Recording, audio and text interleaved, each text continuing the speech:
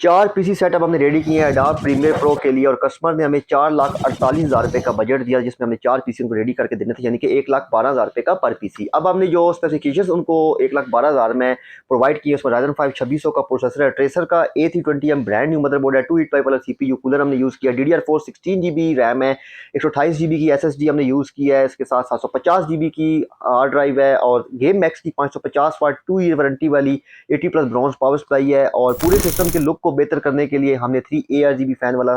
Case जो use किया, जो कि सोने की तरफ से आता है, और साथ GPU हमारा जो है RX 5500 XT 8 GB DDR6। और कंप्लीट जो सेटअप उनको 4,48,000 रुपये के कॉस्ट किए हैं। तो अगर आप भी गेमिंग पीसी वगैरह बिल्ड करना चाहते हैं या कोटेशन वगैरह लेना चाहते हैं, तो बहुत ही आसान तरीका, आपने गूगल में AMD हाउस टाइप करना है, हमारी वेबसाइट पर जाना है,